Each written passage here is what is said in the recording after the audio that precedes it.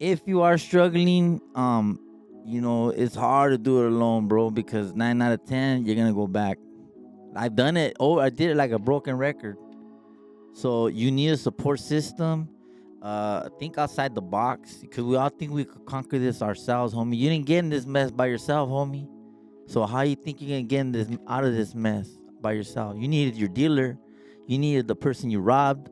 You needed a lot of people, homie, to get to that or whatever. So you need a lot of people, doctors, you need therapists, you need NA, you need other addicts in recovery to help you. So the same way energy you put into it, you got to put the same energy to get out of it, bro, because it's going to be a rough ride, homie. What's up, everybody? Welcome back to Using My Story. We have a great guest here, and every week we try to bring somebody on who is able to motivate people and has a good story about how they overcame. So we're excited to be here with you today. My man from the Foo News Network. Yeah. You want to introduce yourself and share a little bit about what you do? Well, what's up, everybody? My name is Flyboy. I'm from Foo News Network, Executive Branch and CEO. Let's go. You know what I mean? Yeah, so my name is Flyboy. My real name's Ahmed Belloso, and yeah, here we are. I'm in recovery myself. That's awesome, man. Thank you so much for coming on. It's cool to have a guy like you on because so many times people who come out of backgrounds, that are rough, they only end up in a couple of places. They end up in the ground, they end up in prison, or they end up in the mental hospital, Yeah. And so a lot of people get a lot of inspiration from people like you. And I just really wanted to bring you on and let you tell your story, man, like maybe how you grew up, and I know things went a different way, but now things are going good. So go ahead, man. Finally. Yeah. Finally. But I had to sober up. So how did it all start? my man, where'd I go back? Like, I started getting high when I was a kid, young. Started marijuana. Moving up to 13, 14, started dabbling into like the uppers, speed and all that, and then just went. I went to prison at 18 years old, and then at 19 I shot up heroin for the first time. Wow. And then in the CDC system, and then I just that's how I did it. And then after that, it just spiraled. I mean, but that's the gist of it, but we can get back into it. Yeah. Start early. So started early, ended up going to prison at 18, started using heroin at 19. And what type of, were you in gangs, or what type of lifestyle were you living? Grew up as a good kid. I grew up in LA, and we ran through Almani for a little bit, and then La Puente, and then we ended up ultimately in Pomona. And that's where I ran through most of my adolescence. Okay. And, all them cities I picked up, like in Almani, the junkies used to shoot up. We used to they used to use my apartment light, the turtle, his name was Turtle. Turtle. The junkie used to sit there with his wife and shoot her up in the neck. And I was like 10 years old, or younger, watching, he used to say, "Mijo, turn on the light." So I would see him cooking with his little can, and it's like I would see him use the cotton from the cigarette. And so I'm a young kid watching this, and I'm like,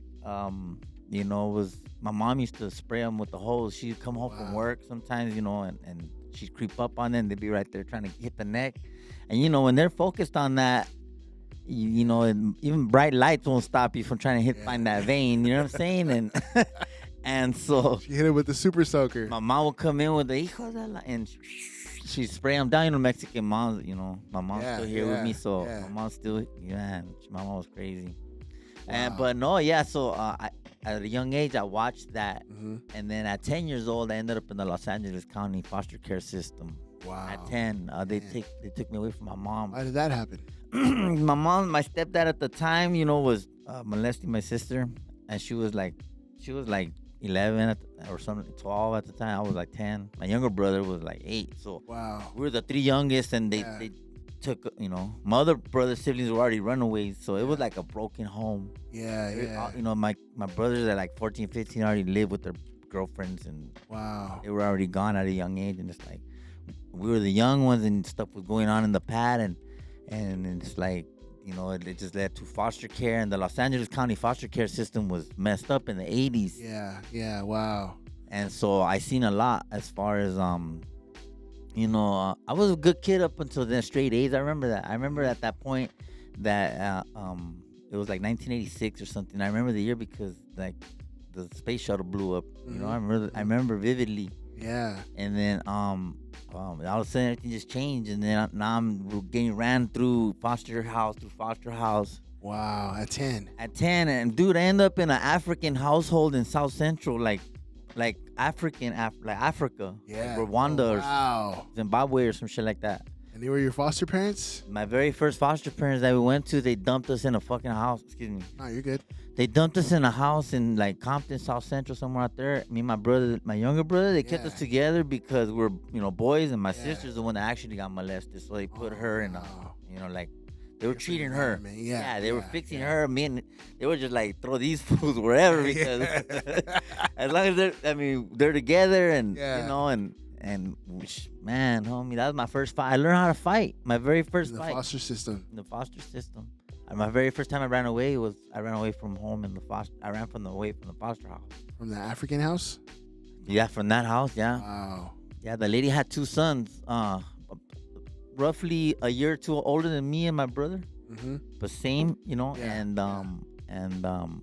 Yeah, we used to get them up because it's different cultures, Yeah. very yeah. different. Yeah, it's rough. Man, my brother, he went through the foster system too when he was like 11. He went into the group homes first, then the foster system. But I know it's a whole nother, that's a big thing right there. Well, they didn't offer therapy back then. They just ran you through, and then after you were done with whatever needed to be done, once you got out, then they threw you through the foster care, through the therapy system in the county. You know what I'm saying? Wow. So, but by then I already had behavioral issues that. Yeah, you became like a little gladiator. You Yeah, went it was to just a little gladiator menace. school. Like, Yeah. I was fighting with these boys. Yeah. And then they like I went to like 3 or 4 foster homes, and then finally we found the good one. You finally landed at. Yeah, like you felt warm and Felt like you cozy. could be home. Bro, it felt like summer camp. Wow. I remember that house. It just felt like Brady Bunch back in the days. Real family, huh? Yeah, the lady just took really good care of us. She cooked for us, and we always were warm, and the house was heated, and it was just a nice environment. So how old were you at that point? Same age, 10. So you It was about a bounced year. I ran through LA County foster care for about a good year, I around think. a good year. Then my mom did what she needed to do and got, I don't know. I really don't know what happened. I don't know. She got us back.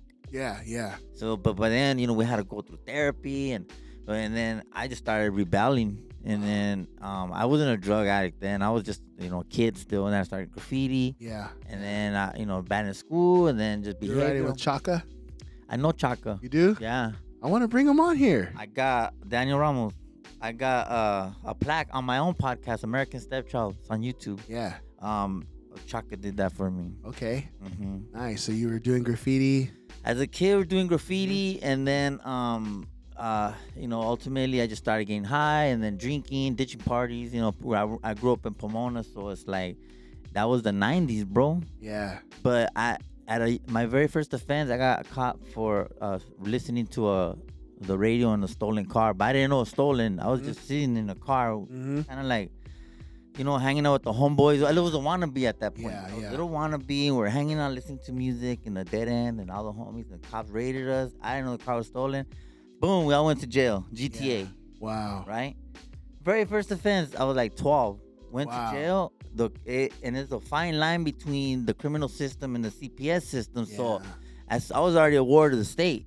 Mm. Like I had social workers already breathing down my neck because of my behavioral issues, and they were trying to figure out what to do with me, and I was just like lashing out on everybody. Yeah. Wow. And then ultimately, it just went all downhill. And then next thing you know, probation, first offense, probation, 12 years old, GTA. Well, I didn't even know the car was stolen. It's like, but they didn't care. They didn't care. I was already a ward of the state. Like Yeah. my file was probably like this thick and just Wow. CPS. So they just said.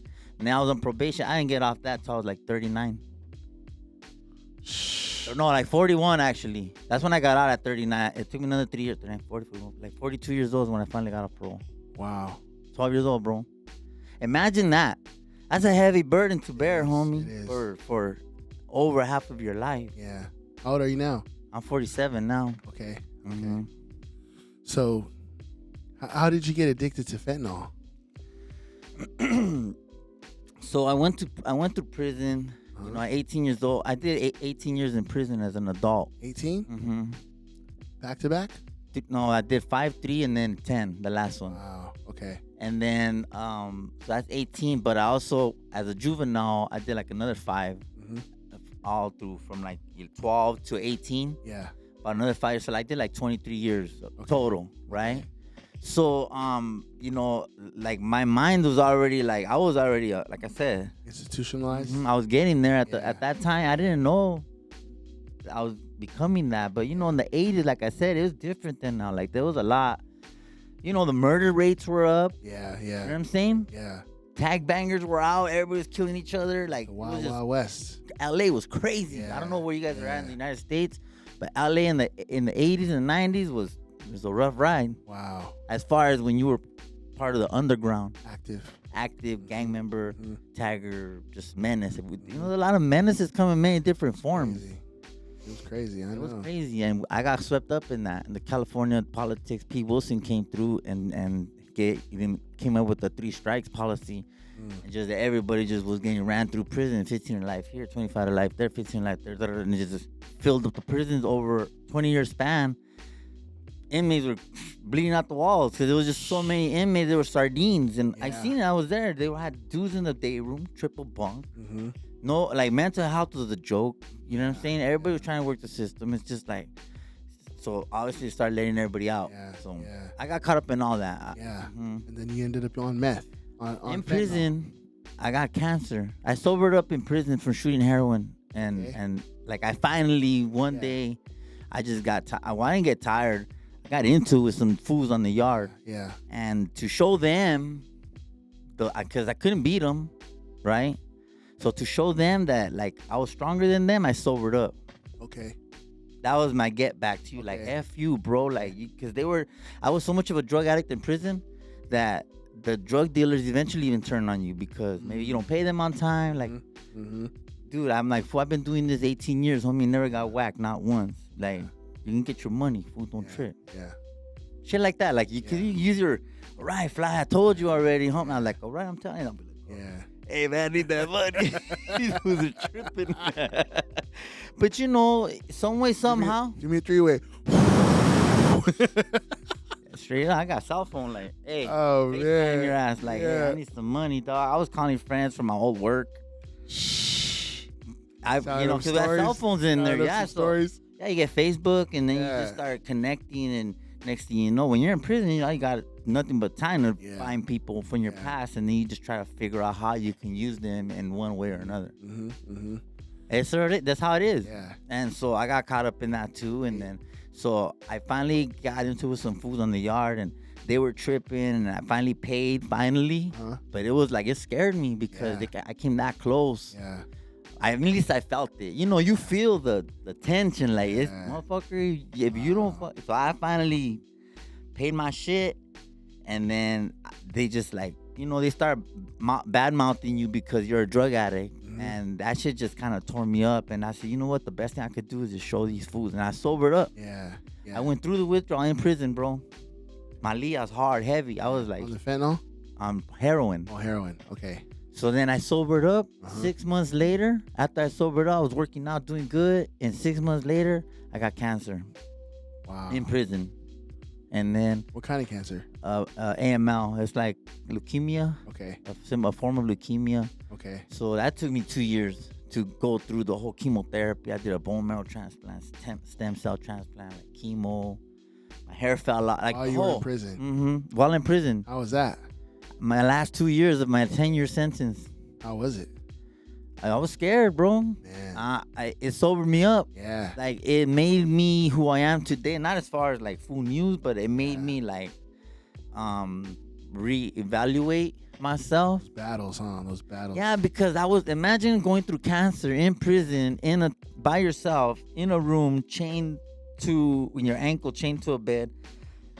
Like, you're going through chemo. You're never gonna get out. Well, you're going through chemo for one. You got no mom. Your mom ain't there. Your girl ain't there. Your kids ain't there. There's no teddy bears. There's no card saying get well soon. There's nothing, bro. Just you handcuffed to a bunk, going through cancer, and it's just like, fuck, dude. Like, you doubt yourself. You know what I'm saying? Like I never felt so alone. Yeah. Like, in that moment. Yeah. Anyhow, I beat it. Wow. 2 years. Yeah, 2 years. I'm like 11 years in remission. Wow. Good for you, bro. That's a miracle. That's a miracle. And not only that, but my spine, the cancer ate up my spine. And it actually shrunk me 6 inches in height. Wow. Yeah, I was 5'11", almost 6 feet, bro, and I'm like 5'6" now, maybe like 5'5". I never heard of that. Yeah, neither did I, but it happened to me. Wow. Yeah. Wow. So then that's when morphine came in the picture. The pain was so unbearable. They said like the way you see me right now this was me 24/7 because it just didn't stop. Wow. But I'm in prison. I couldn't, like, my spine was breaking, so like I couldn't walk. You know what I mean? So I was just bedridden, and then they pumped me with like 90 milligrams a day of morphine, Dilaudid, Norco, and Tramadol, and T3 just on top of like all that in one day. Wow. And it still hurt. Dang. It still hurt, dog. And I was just like, just give me more, give me more, give me more. And then not only that, but the doping in me too was like, fuck it, I'm getting a free ride. Yeah. I'm gonna die anyways. Yeah. Might as well die high. Wow. And they're giving it to me. So like it was just like I needed it. I didn't want it, but I needed it, and it felt good. So I was just like, fuck it, give me more. Yeah. So then when I finally beat the cancer, I got it to the yard. They started giving me morphine. I just slanged them on the yard. And I was sending money home. I was making so much money. Wow. Selling morphine and Norcos. But when I paroled, they sent me home with 120 morphines, and like they sent me with like 3 bottles of prescriptions, enough for like 90 days. And then by the time my Medi-Cal kicked in, so now I started taking Norcos, but like on a regimen. Yeah. Like, because I knew I didn't want to be a junkie anymore. I still had never done meth and heroin again, but now I was on fucking pills. And then like it just consumed me, and then eventually, morphine and Norco didn't do nothing to me no more. Somebody introduced me to fentanyl on the street in San Bernardino. I was a tattoo artist out there in Colton, and like I hit that shit, and I was just like, I was like, woo. It was like, it was good, man. I'm not gonna lie, it was good, but not like I was already strung out for years, so it didn't kill me. Yeah. Yeah, high tolerance. I did a whole pill, and I was like, damn, I did a second one just to get right. And I was like, I didn't know, but I did it. Eventually, I was taking 10 fentanyl pills a day, bro. Wow. I was married at the time. My ex-wife. How long ago was this? 2 years ago. 2 years ago. 2 years ago, I was up to 10. I was up to 3 30 milligram morphine pills a day, like 10 Norcos, and then like 10 fentanyl pills. Every day. Those blue ones, the press pills? Perks, the fake ones on the street, the M30s. Yeah. I was up to 10, bro. I was just eating. I didn't smoke. I was just eating them like candy, like Skittles. And then after that, my ex finally just decided like that's it. Yeah. She left me, so I jumped. I went to my brother's path, and that's the day. That was Easter. Oh, wow. 2 years ago when she left, I was just like, I gotta fix my shit because. You being an ex-con, like, I depended on her. She was like my comfort, I guess. Yeah. But now that I was kicked out the pad, I'm like, oh shit, like this can go any way now. It's like reality hit, like you can go. And I was damned if I was gonna go back to prison. I was like, fuck this, man. I'm gonna just clean that shit up. So I went to NA that day. On Easter. I was spending $100 a day on fentanyl every day, 7 days a week. Wow. So it's Easter, you go to NA. Twice a day for 3 months. Twice a day, like, I walked in, bro. The way you see me fucking crying right now, I don't know why when I talk about shit like this, it fucking like it gets me emotional. It's a lot. I mean, you went through a lot, man. Yeah, cancer, broken spine, fucking 2 divorces. You know, prison, 23 years in prison. A lot of it is like gratitude, like you shouldn't even be here right now, but you're still here. Yeah, for sure. And so I you know how I cleaned up? Because I was getting morphine through my doctor. Okay. Every month I had to go to pain management. You know, re-up. Everybody knows that story. You go to the re-up, you lie. Mm-hmm. If you're dirty, you get your kid to pee for you, and you just squirt it in the butt. We all do it, bro. I've done it. You know how many pain managements I've cheated, bro? Mm-hmm. This ain't prison. They don't sit there and look over your shoulder. You peeing in the cup. Nah, they go in there and you can use anybody's pee. That's how it is. Yep. But you're only fooling yourself. I did it for years, bro. Every 6 months I got tested. And I passed everyone because I was using different people's pee. Wow. And then finally, when I sobered up, like it just happened to be that the first day I was on my own, like officially by myself, it was my pain management telemed, and my doctor called me, and I was like, as soon as I seen his face, everything just came out. He's like, the fuck? Like, what the hell's going on with this fool, you know? Yeah. And me and him, we were cool because he was kind of young, like, you know, well, not young, he was kind of like my age, and you know, we would shoot the shit for like 10, 15 minutes, because I wouldn't sit there and give him a drag your story, about, you ever just film my shit up and we could chop it up. And then that's how me and him got down. Okay. And so he called me, and I just started bawling, bro, and he's like, the hell, what's wrong with you, man? I was like, dude, I said, I need off this shit. Like, I said, I'm on fentanyl. I just told on myself to my doctor. I said, I'm on fentanyl. I'm fucking taking Norcos on the street. And I take this. If Oxy, like, you know, I've done fucking everything. I was out there buying pills from the lady at my pharmacy. You know what I mean? The old lady, I caught the old lady one time counting her Norcos, and I just fucking straight up went up to her and asked her, I'll buy those off you. And she said, okay. Wow. And we built a relationship. Next thing you know, that old lady was selling me her Norcos every month. Wow. That's how, like, I was just so blunt, so, like, you see me now, I'm so blunt. Like, I don't care no more. I just tell anybody anything. The truth, at least. But, like, even back then, I would manipulate to get what I wanted. I manipulated old lady out of her pills that she probably needed more than me, bro. Yeah. And I'm over here feeding my hat. Like, I was dirtbag status. Me too. I was dirtbag status, like. But when I finally sobered up, that was the hardest kick of my life. Fentanyl, heavy withdrawal. Heavy. Cold turkey? No, through the help of my doctor, he weaned me out. I quit the fentanyl cold turkey. Yeah. And I went through like a 6-day withdrawal on that, but luckily I was still taking my morphine, and like me and my doctor, the homeboy that we were cool, he tapered me down for like 2 months, but I followed him. Like, I was so determined to get off this shit, bro, and I was so like, my world was crumbling around me, but at least I said, I'm at least, like, everything else could fall, but I gotta protect this little piece right here, because if I could hold on to this, I could rebuild everything. Yeah. And that was my mindset. That's good. And so I went to therapy. I went to NA twice a day. You know, got in close with them, and they really helped me out. Like, even for an hour a day, like, I'm not the type to sit there and, hey, call you up and fuck all. That's not me. Yeah. But at least I know that if I go, we can have a good conversation. You know what I'm saying? Yeah. And you need that. Yeah. Sometimes you need that. You do. Yeah. You do. So I went twice a day, and then I just finally sobered up, and then you know, after months, because it's a process, and then it takes months for your body down to, like, the way I believe, that down to like the molecular level, bro, where that shit just, you know, your pain receptors, homie, have been numb for so long that now it's building anxiety that your body has to go through a little bit.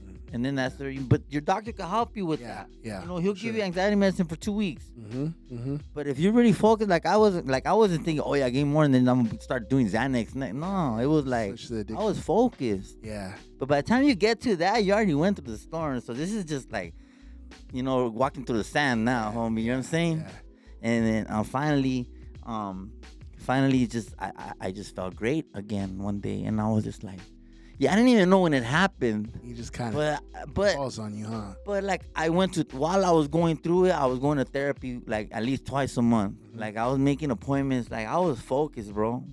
And then like I was working. I'm a tattoo. Like everything was kind of fixing itself, and then I place. finally got my own place again. Mm-hmm. And then I was just like, honestly, I wanted to be famous, homie. Yeah, Straight up, like I'm so creative. My mind works kind of crazy, so I said, you know, I gotta figure something out. Yeah. So I came up with the Foo News Network. Foo News Network. Mm-hmm. So I just talk said, about that. How did you come up with it? man, I got real sick one day. I think I got COVID. Like I lived alone. You know what I mean? I lived in a back shack in my aunt's pad. Like it was a cool little setup. You know, it was yours. that was on me. And then I was sitting there and I got real sick and I was just in bed for like 2 weeks. And then I just got a book, a paper, a notepad, and I just started writing down like how am I gonna do this? And I just said, well, what do you like? I was like, well, I like the news. Okay, well, I like this, I like that. And I just so being a news reporter, I just became such a fuck it. I just be my own news reporter. And then I used to watch this show called California's Gold with Hugh Hauser. I love that show, right? Okay. Come on, PBS. When I was in prison. Wow, okay. And every day at 12 o'clock, Hugh Hauser would come on and California's going, he'd be like, hi, everybody, I'm Hugh Hauser, and this is California. And he just go out through California, like, you know, different showing everybody. Yeah, so I just copy in something like, what's cracking, fool? Flyboy Ink here with Foo News Network. So if you really listen to it, I'm just copying Hugh Hauser. Nice. And then, you know, all these years in prison from watching all these news shows and documentaries and PBS and all this informative stuff, it just crammed. It all came together. Yeah, so by the time I'm in my 40s and now I'm able to talk a little bit better and with practice, like, it was a plan, bro. Like, I designed this. I didn't just fall in my lap. Like, I said, okay, I got to get a mic. Okay, you got to make a logo. So I just jacked Fox News, homie, and made my own, right? Foo News logo. And then I just said, okay, this was, at first I started with a little $12 fake mic, homie, from Amazon. And I just made stickers, and this comes off, and it's just like, bro, it's a toy. Yeah, yeah. But it looks cool. It looks legit. It is legit. The mic is If real. you wouldn't have done that, I would have known the difference. They sell this thing for like $4 on Amazon, bro. My homeboy makes the stickers, Vinyl Bandit. Yeah. And so anyhow, I created this thing and I just imitated, I was gonna say Foo Hauser. Yeah. That's what they call me. So I just imitated Hugh Hauser, and then I just go around. I can make a story about anything. You know what I'm cool. saying? And sometimes they hit, and sometimes they flop. But it's okay. Like, tomorrow's another day. I like that. And it's only been 6 months, homie, and I got 100K followers, and it's just like real news reporters are starting to reach out to me and be like, hey, so everybody wants to know, like, how'd you do it? And I'm like, I got sober. Wow. I got sober, bro. And not only did I get sober, but I asked for help in NA, therapy. Like, therapy is an important process, homie. And if you're religious, go to church. Yeah. You know, if you're not, then go talk to your therapist. But you got to do something other than yourself, because I like that. You can't. I couldn't have done it alone. And my therapist, you know how she's the one that told me, so what are you? And I'm like, what do you mean? She's like, yeah, like, what do you do? I said, well, I'm an artist. And she's like, well, let me see your drawings. Well, what do you, and I didn't have nothing to show. And she's like, well, how can you call yourself an artist, but you don't have nothing to show for it? So that like pinched me, homie. Yeah. And I fucking, for a whole year, I was in my garage in the back while it was raining. Remember the whole rain? There were like 4 months straight last year. And shit. I was like, you were in the lab. I was in the lab, homie, creating an American Stepchild, creating my art show, creating. It was like, I knew it's not just gonna be like all of a sudden here I am, like I'm the biggest. No, like you gotta grind. Yeah, I was literally, while everybody was out drinking on New Year's Eve and everybody was out hugging and kissing and shit on Valentine's, I was single in my feelings and just building. Like I wanted to build my life, homie. Like I like that. And you sometimes you just gotta, if you have a little spot where you could build something, like if you're in a back shack, you got your own room, or you just need somewhere where you could have solitude, bro, because you need that. There's greatness in you. You just gotta tap into it. Yeah, I believe that, man. We got like 1 more minute, Flyboy. Oh man. And I gotta bring you back, dude. Yeah. Because we gotta do a news story. You gotta do a news story with me. I'll do it right now. You know? Hey, but you know, I just want to say I appreciate you, and you're a miracle, man. Thank you, You're bro. a living, breathing miracle. And you know, I think a lot of people, we have friends, family members, people that struggle with addiction, watching people who are suicidal, they want to end their life. And I think that your story is going to help them a lot, you know, because a lot of people feel like, bro, you were chained to that wall. You Straight had up. cancer. You were struggling with addiction, and look at you now. You're free. You're running Foo News Network. Mm-hmm. You're doing all kind. You got 2 years clean and sober, but that was in you when you were in that prison, almost dying from cancer. That was still in you, and now today you're here, and this is only the beginning, man. Mm-hmm. And for anyone watching, if you're struggling with addiction, if you're struggling with mental health, if you feel like you don't have nothing, you do have something. And today we just want to encourage you. If you know someone who's struggling, send them to us. We have a link in our bio. We'll talk to you. Make sure you follow Foo News Network. This guy's gonna blow up. I'm all over TikTok, Instagram, YouTube, Foo News Network. Super simple. Hey man, we really appreciate you, and Thank I know you, a lot bro. of people's lives are gonna be changed from your story. So thanks again. Thank you, brother. I appreciate you guys. And I just want to say that if you are struggling, it's hard to do it alone, bro, because 9 out of 10, you're going to go back. I've done it. Oh, I did it like a broken record. That's right. So you need a support system. Think outside the box, because we all think we could conquer this ourselves, homie. You didn't get in this mess by yourself, homie. So how you think you're going to get out of this mess by yourself? You needed your dealer. You needed the person you robbed. You needed a lot of people, homie, to get to that or whatever. So you need a lot of people, doctors, you need therapists, you need NA, you need other addicts in recovery to help you. So the same way energy you put into it, you got to put the same energy to get out of it, bro, because it's going to be a rough ride, homie. I like that, man. Appreciate you so much. We'll see you guys next week.